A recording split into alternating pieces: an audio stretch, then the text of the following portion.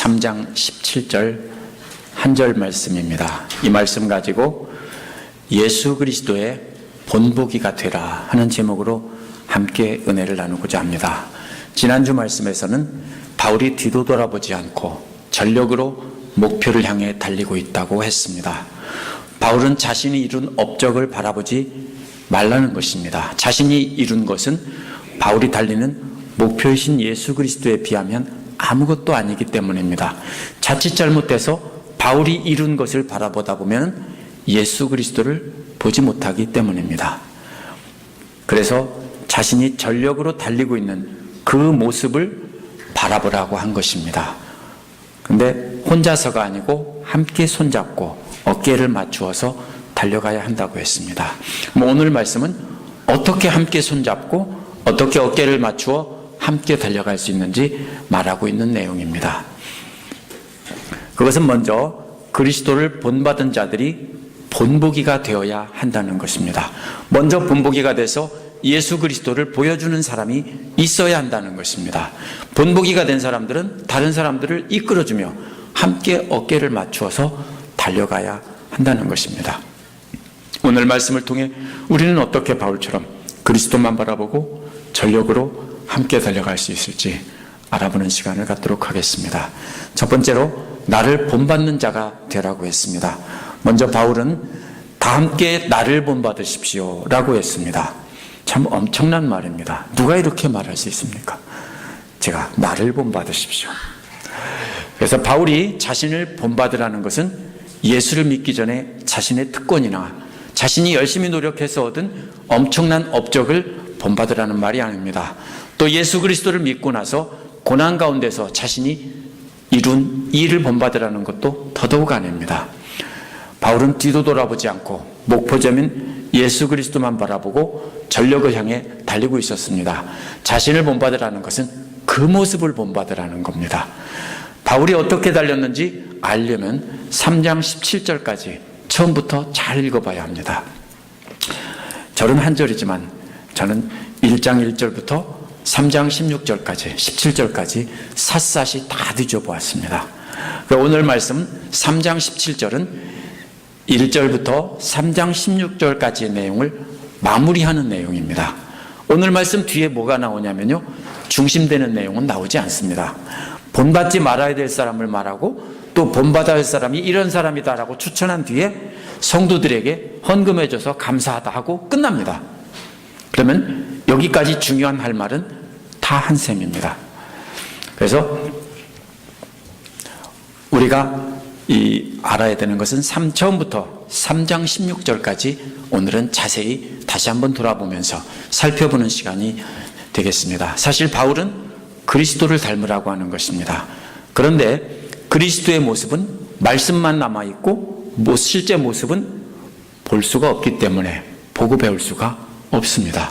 그래서 자신이 그리스도를 본받으라고 전력을 다해 달리고 있는 그 모습을 보고 나를 보고 본받으면 예수님을 본받을 수 있다, 이런 말입니다. 절대로 바울 자신을 배우라는 말이 아닙니다. 우리가 바울처럼 그 달린 뒤를 그대로 따라 달리려면 어떻게 바울이 달렸는지 알아봐야 됩니다. 우리가 바울의 뒤를 돌아보는 것이 아니라 바울처럼, 우리가 바울이 아니기 때문에 우리는 바울의 뒤를 돌아봐도 됩니다. 왜? 어떻게 달렸는지 알아야 될 거 아닙니까? 그래서 처음부터 3장 16절까지 한번 찾아보도록 하겠습니다. 바울이 그리스도를 본받는 방법은 2장 1절에 다음과 같이 요약되어 있습니다. 2장 1절에 보면 그러므로 그리스도 안에 무슨 권면이나 사랑에 무슨 위로나 성령의 무슨 교제나 긍휼이나 자비가 있거든 이라고 했습니다. 먼저 그리스도 안에 있는 권면이라는 말은 그리스도의 말씀으로 권면을 받는 것이라고 제가 했습니다. 그 다음에 사랑의 위로라는 것은 그리스도의 사랑에 대해서 듣는 것입니다. 그러면 그리스도의 사랑에 듣고 성령 안에서 서로 그런 사람들끼리 함께 교제하게 된다는 것입니다. 그 다음에 2장 3절 4절에 보면은 그렇게 한 다음에 겸손히 다른 사람을 사랑으로 섬겨야 한다는 것입니다. 이처럼 바울이 본받는 단계를 우리가 차례로 살펴보도록 하겠습니다. 첫 번째로 우리가 본받아야 할 바울의 모습은 그리스도의 말씀으로 끊임없이 권면을 받고 또 다른 사람에게 권면하는 모습입니다. 2장 16절에 보면 생명의 말씀을 굳게 잡으십시오라고 권면을 했습니다. 바울은 빌립보 성도들에게 말로만 말씀을 굳게 붙잡으라고 한 것이 아닙니다.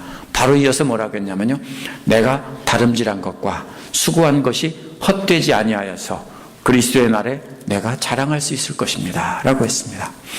이 말은 바울이 생명의 말씀을 붙잡고 열심히 달리고 있다는 뜻입니다. 그래서 바울이 먼저 생명의 말씀을 꽉 붙잡았습니다. 그리고 그 말씀을 가지고 복음을 전파하면서 열심히 달리고 있었습니다. 1장 16절에 보면 바울이 복음을 변호하기 위해서 세우심을 받았다는 것을 많은 사람들이 알았다라고 했습니다. 1장 16절도 바울이 생명의 말씀을 굳게 붙잡고 사람들에게 가르쳤다라는 것을 증명해 주는 말입니다.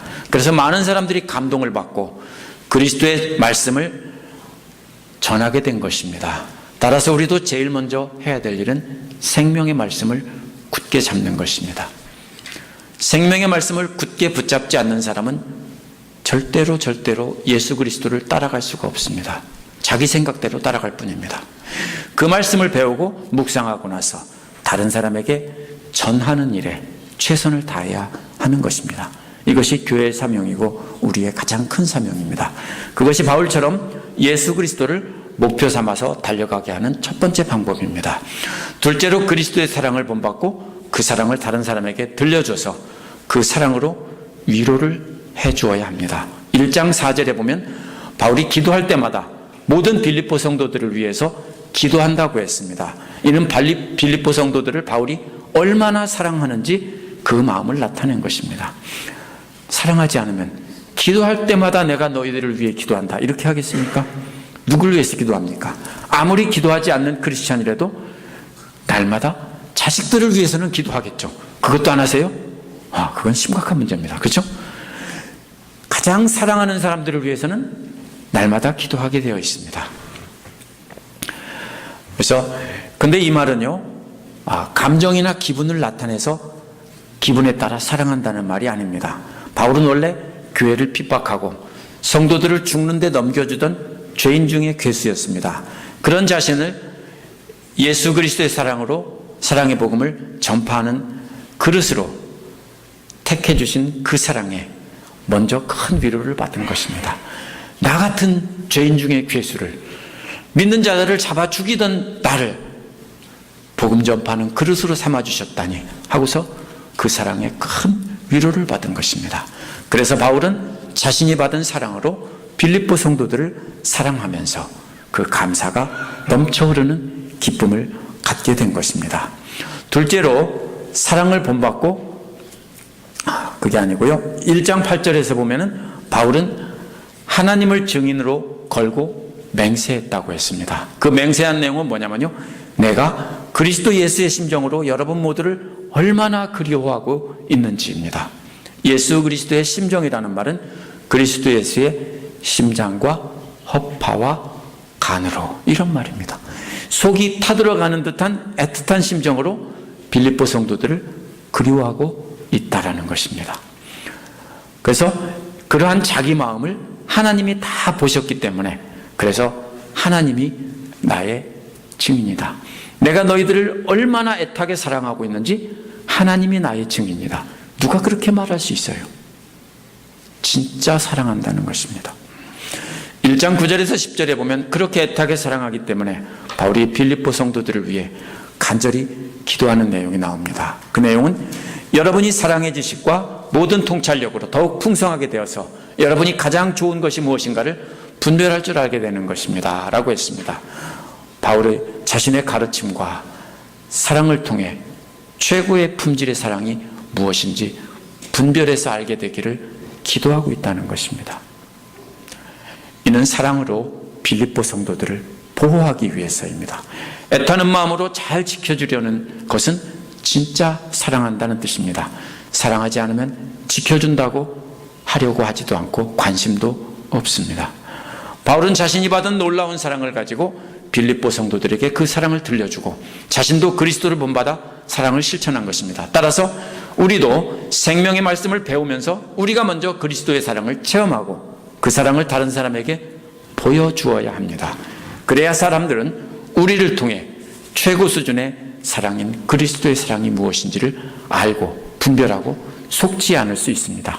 우리가 가짜 사랑으로 사랑하면 그게 진짜인 줄 알고 그렇게 조금 사랑하는 척하면 다 속아 넘어가게 되어 있습니다. 실제로 그리스도의 겸손을 본받으라고 했습니다. 말씀으로 권면받고 성령 안에서 서로 교제한 뒤에 우리 모두 그리스도의 마음으로 하나가 됩니다. 그러면 그 다음 단계는 겸손입니다. 겸손을 본받기 전에 해야 될 일이 2절, 3절에 나옵니다. 거기 보면 그것은 이기적인 야망을 버려야 된다고 했습니다. 3장 3절에서 8절에서 보면 바울도 이기적인 야망을 버렸습니다. 육신으로는 최고 완벽한 유대인이었는데도 그 야망을 다 내려놓았습니다. 교만한 태도로 자기 의견이 옳다고 증명하는 마음도 버려야 된다고 했습니다. 1장 17절에 보면 시기하고 다투면서 전하는 자들에게 자신이 옳다고 증명하지 않았습니다. 바울은 해명하고 싶었을 겁니다. 내가 옳고 너희들은 틀렸다. 하지만 어떻게 되든지 그리스도만 전파되면 나는 욕먹어도 상관없다. 이렇게 했습니다. 이렇게 바울은 이기적인 야망이나 허영심을 다 내려놓고 노예처럼 낮아져서 공동체를 섬겨야 한다는 것입니다. 이것이 바로 그리스도의 마음인데 그 마음은 예수 그리스도의 겸손이라고 했습니다. 바울은 2장 5절에서 그렇게 말하고 있습니다. 하나님과 동등되신 분이 자기의 모든 권리들을 다 쏟아버리고 사람의 모양으로 죽기까지 순종하셨다고 했습니다. 죽기까지 순종하신 그리스도의 겸손을 우리가 본받아야 되는 것이 세 번째 본받을 일입니다. 2장 15절에서 17절에 보면 바울도 죽을 각오를 하고 빌립보 성도들을 섬기려 한 모습이 나옵니다. 빌립보 성도들이 흠없고 순결해져서 별과 같이 빛나게 되면 빌립보 성도들의 믿음의 제사와 예배 위에 자신의 피를 붓는 일이 있을지라도 빌립보 성도들과 함께 기뻐하겠다라고 했습니다. 이게 무슨 말이냐면요, 빌립보 성도들을 위해서 내가 죽을지라도 기뻐하겠다는 겁니다. 예수님이 죽기까지 순종하신 그 예수님의 겸손을 본받아서 나는 너희들을 위해서 죽을 준비가 되어 있다. 그만큼 내가 사랑한다는 것입니다. 그만큼 내가 겸손히 섬기고 있다라는 것입니다. 넷째, 그리스도의 고난을 본받아야 됩니다. 그리스도의 겸손으로 순종하는 것은 바로 연결되는 것이 고난과 연결이 됩니다. 하나님과 동등되신 분이 십자가에서 죽기까지 순종하신 분이 바로 예수 그리스도입니다. 그분의 겸손으로 순종한다는 것은 곧 고난을 참고 견디어야 하는 것입니다. 바울도 그리스도의 겸손으로 본받아 순종하다가 받는 고난이 얼마나 힘들었는지 1장 21절에서 차라리 죽는 것도 내게는 더 유익하다라고 했습니다. 그러면서도 바울은 자신이 죽겠다고 하지 않았습니다. 왜 그러냐면 1장 24절 25절에 보면 바울은 빌립보 성도들의 믿음의 발전과 믿음의 기쁨을 위해 육신으로 자기가 살아있어야 한다고 했습니다. 그걸 알면서도, 그 사명을 알면서도 죽는 게 차라리 유익하다라고 하는 것은 얼마나 고난이 힘들었으면 라는 말입니다. 우리도 역시 바울처럼 그리스도의 겸손에 이어지는 그리스도의 고난을 받아야 됩니다. 우리가 겸손하게 되면 다른 사람들이 위해주면 그런 겸손 못할 사람들이 어디 있습니까? 그렇죠? 근데 우리가 겸손해지면 바본 줄 알고 밟아요. 근데 그것을 참고 견뎌야 그것이 되는 것입니다. 그래서 받는 것이 겸손 다음에는 고난인 것입니다. 그렇게 하는 목적은 마지막 날의 몸의 부활에 참여하기 위해서입니다.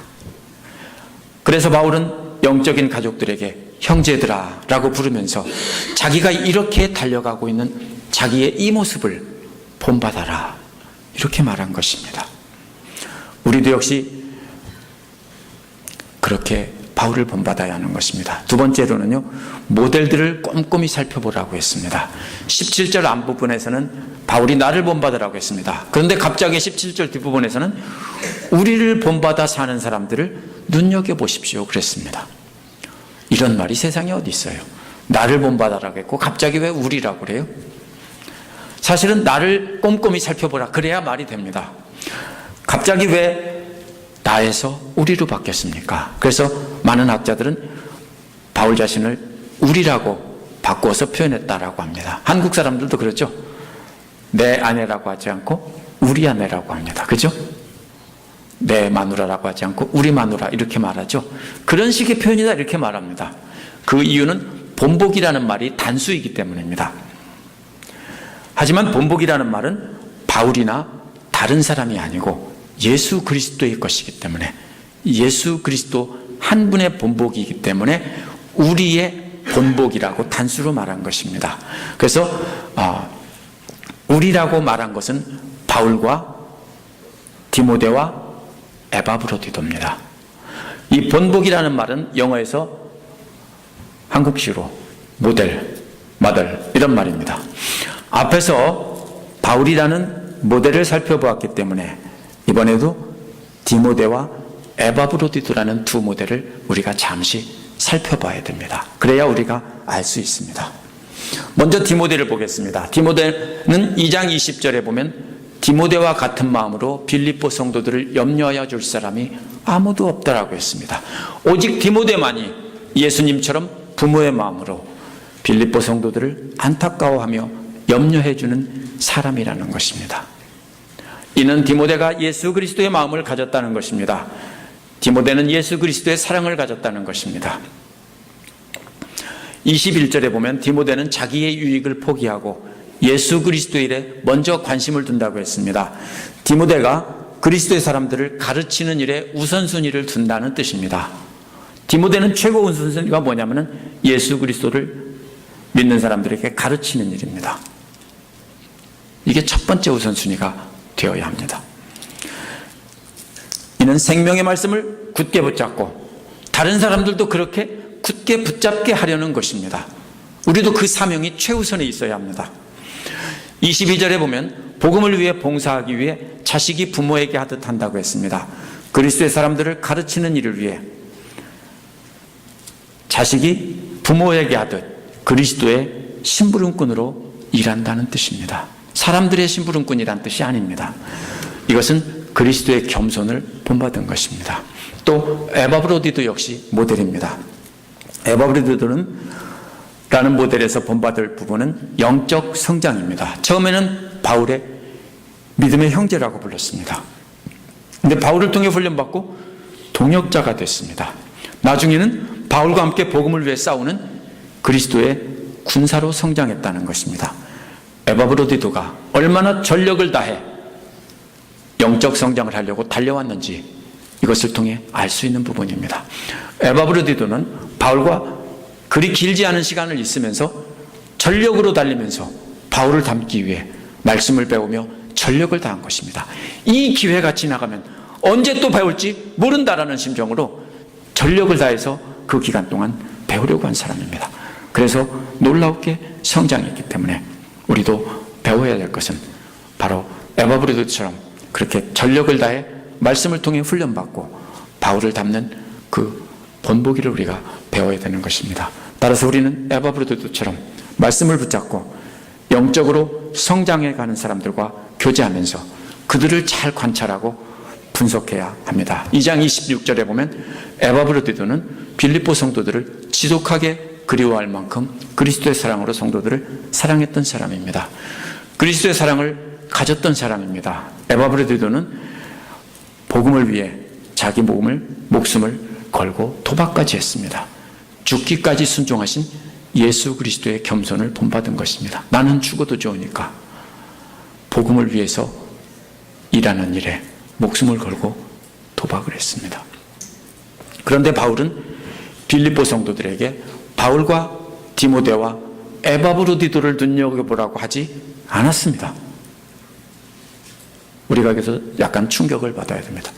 사실은 바울과 디모데와 에바브로디도를 잘 보라 했는데 그게 아니라 바울과 디모데와 에바브로디도를 본보기로 삼아서 행하는 사람들을 눈여겨보라는 것입니다. 무슨 소리입니까? 그렇다면 빌립보 성도들 가운데서 먼저 바울과 디모데와 에바브로디도처럼 그리스도를 본받아서 행하는 사람들을 눈여겨보라는 것입니다. 그럼 진짜 모델은 이 세 사람이 아닙니다. 그 세 사람을 먼저 닮아서 흉내내서 앞서 달려가는 사람들을 보고 잘 분석하고 따라가라는, 본받으라는 겁니다. 눈여겨보라는 말이 무슨 뜻이냐면요, 집중해서 자세히 본다는 뜻입니다. 원어의 문자적인 뜻은 시선을 고정시키고 계속 바라본다는 뜻입니다. 로마서 16장 17절에 보면 분열을 일으키고 올무를 놓는 사람들을 경계하고라고 했는데, 경계하고가 바로 이 말과 같은 말입니다. 또 갈라디아서 6장 1절에 보면 유혹에 빠지지 않도록 조심하십시오라고 했는데, 조심하십시오라고 번역된 말이 역시 이 말과 같은 말입니다. 이 말은 아주 자세히 관찰해서 철저하게 조사를 해보라는 것입니다. 그런데 14절에 보면 목표점이라는 말이 나오는데, 이 말이 눈여겨보라는 말과 어원이 같은 말입니다. 이 말이 명사형으로 되면 목표점이 되고 동사형으로 되면 눈여겨보라는 것입니다. 뚫어지게 바라보고 관찰하고 조사한 결과가 뭐냐면요, 목표물인 거예요. 우리 인생이 다 그렇죠. 뭘 목표로 삼습니까? 존경하는 위인이 누굽니까?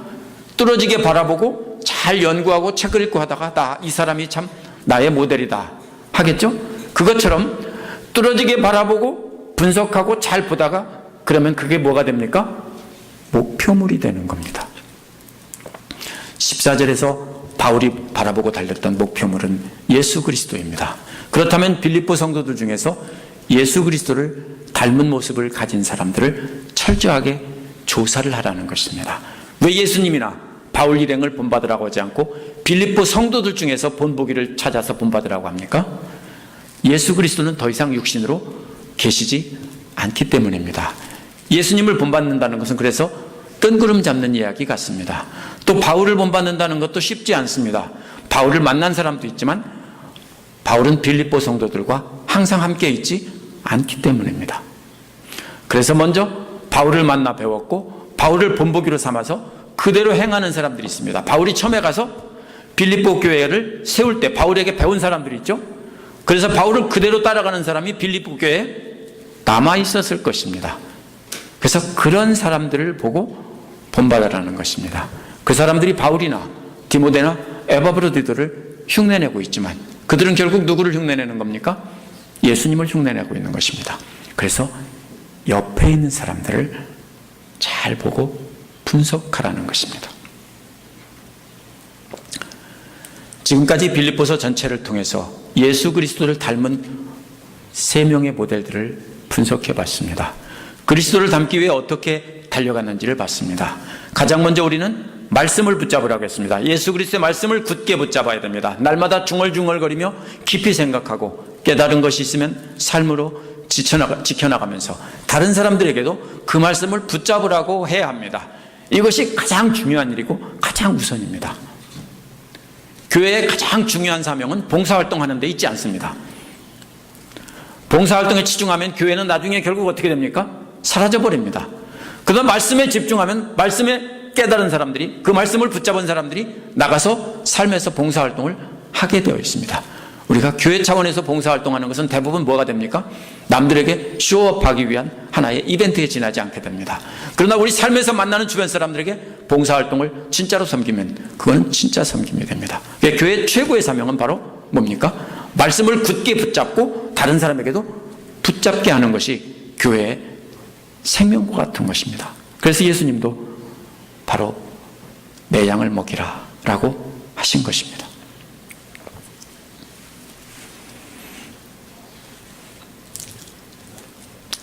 그래서 말씀을 통해 우리가 받은 그 사랑의 위로를 또 다른 사람들에게 들려줘야 됩니다. 우리의 야망을 버리고 노예처럼 낮아져서 다른 사람을 섬겨야 합니다.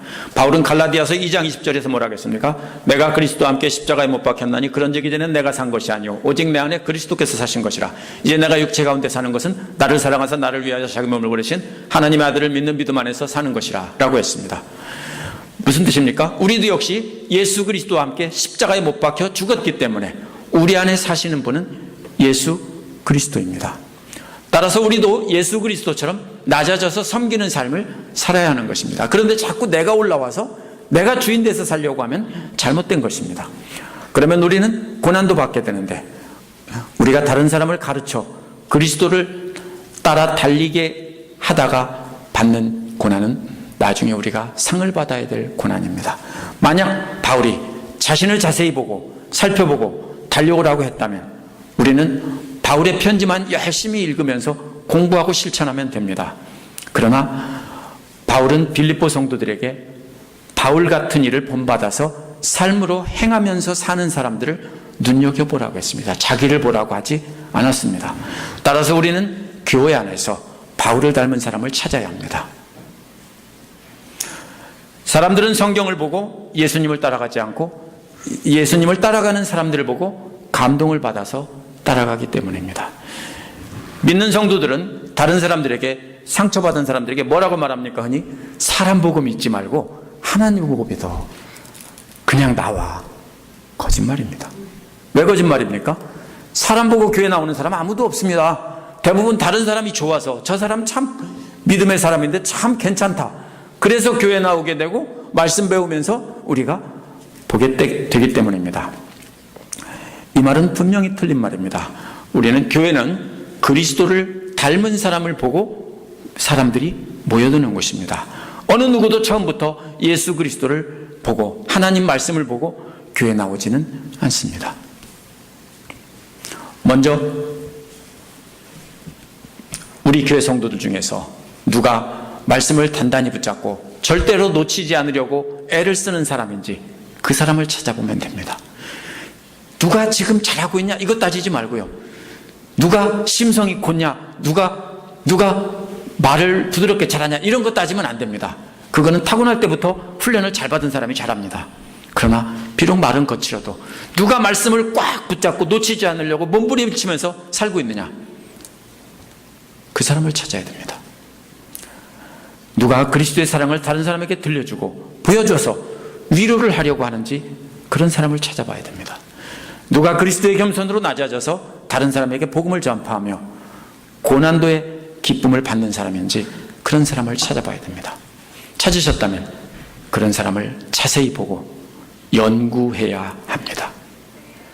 예수 그리스도를 연구할 것이 아니라 그 사람을 연구해야 됩니다. 연구하려면 어떻게 해야 됩니까? 그런 사람과 가까이 교제를 하고 그런 사람과 가까이 지내면서 함께 밥도 먹고 이야기도 하고 함께 기도도 하고 이렇게 하면서 그런 사람과 함께 배워야 합니다. 그러면 그 사람 안에서 예수 그리스도를 발견할 수 있고 우리가 예수님을 닮아갈 수 있는 것입니다. 다른 모델을 보고 배우는 것이 성경을 보고 배우는 것보다 훨씬 쉽습니다. 뭐라고 합니까? 제가 책을 읽고 제자훈련할 때 어떤 책을 읽고 요약해서 설명해 주면은 그거 좋다고 하는데 책을 직접 읽고 그걸 이해하라고 하면은 어렵다고 하시는 분들이 계세요. 그렇죠? 사실 학교를 다니고 배웠지만 대부분의 많은 사람들은요 오랄 커뮤니케이터들이에요. 말로 들은 것을 훨씬 더 잘 이해하는 사람들이에요. 그리고 눈으로 본 것을 훨씬 더 잘 이해하는 사람들이에요. 책을 보고 이해할 수 있는 사람은 많지 않아요. 그러면 우리가 해야 되는 것은 보여줘야 돼요. 먼저 깨달은 사람들이 보여줘야 됩니다. 모델이 되어줘야 됩니다. 그 일을 돕기 위해서 제가 제자훈련을 하고 있습니다. 제자훈련은 성경 공부가 아닙니다. 특별히 성경 공부한 줄 알고 특별한 성경 공부여서 재미있는 것을 배우는 줄 알고 들어오면 반드시 실망합니다. 제자훈련은 예수 그리스도의 생명의 말씀을 날마다 붙잡게 하는 훈련입니다. 그래서 말씀 외우라고, 이 나이에 내가 말씀을 이런 걸 외워야 됩니까? 이 나이에 책 읽고 독후감을 써야 됩니까? 이럽니다. 아니에요. 왜요? 붙잡게 하기 위해서 암송도 하라고 하고 묵상도 하라고 하고 계속 시키는 겁니다. 그래서 지금도 함께 모여서 목자들 보고 자꾸 제가 물어봅니다. 안 했어요 하고 그 다음에 안 했어요 할지 몰라도 그래도 또 물어봅니다. 왜 물어봅니까? 붙잡게 하려는 겁니다. 그래서 날마다 말씀을 붙잡게 하는 훈련입니다. 만약 혼자서 생명의 말씀을 굳게 잡고 예수 그리스도의 본보기가 될 사람은 제자훈련 안 받아도 돼요. 제자훈련은 무슨 계급장이 아니거든요. 말씀을 붙잡게 하는 훈련입니다. 중요한 것은 제자훈련이 아니라 말씀을 굳게 붙잡는 것입니다. 그래서 생명의 말씀을 따라서 겸손하게 순종하며 최고 어려운 고난까지도 견뎌 나가는 것입니다. 그래야 우리가 많은 우리 교회 성도들이 그 모델을 보고 그리스도를 향해 달릴 수 있습니다. 누가 먼저 그 모델이 되어 주시겠습니까? 기도하겠습니다.